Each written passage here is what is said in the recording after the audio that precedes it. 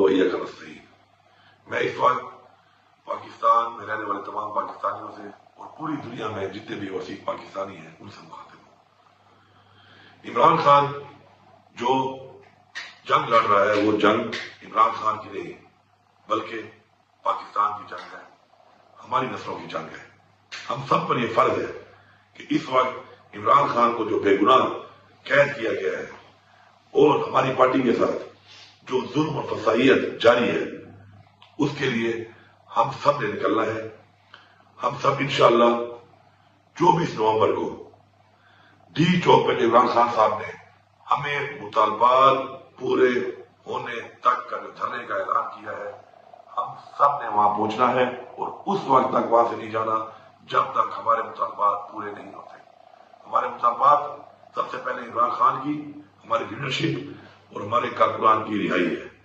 उसके बाद हमारे मुतालबात, हमारे मेंडेट की वापसी, हमारे साथ जो ज्यादतियां, फसाइयत और आइन को तोड़कर, कानून को तोड़कर जो कुछ किया गया है, आइन का तहफ्फुज हमारे मुतालबात में शामिल है। इसके अलावा चूंकि ये कॉल इमरान खान की है, इख्तियार इमरान खान का है, तो इमरान खान के हुक्म के मुताबिक हमने वो तमाम मुतालबात जो पूरे जब तक नहीं होंगे हमने वहां से नहीं जाना। मुझे पूरी उम्मीद है और मुझे यकीन है और हमारा ये ईमान है और हमें ये हुक्म है कुरान में कि अमर बिल मारूफ, कि हमने हक और सच का साथ देना है।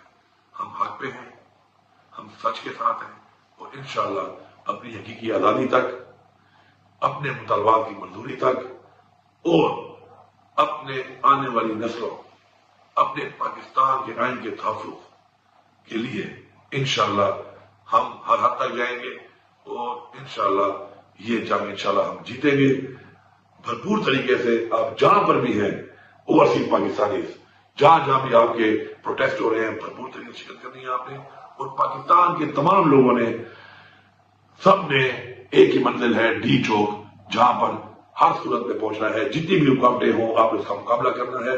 और मैं आखिर में इस हुकूमत को वार्निंग दे रहा हूं कि आप हमारे ऊपर शेलिंग करते हैं, हमारे ऊपर रबर बुलेट्स चलाते हैं, हमारे ऊपर आप बेइंतहा तशद्दुद करते हैं, हमारे रास्तों में खंदके खोदते हैं, कंटेनर खड़े करते हैं और उसके बाद हमारे ऊपर स्ट्रीट फायरिंग करते हैं।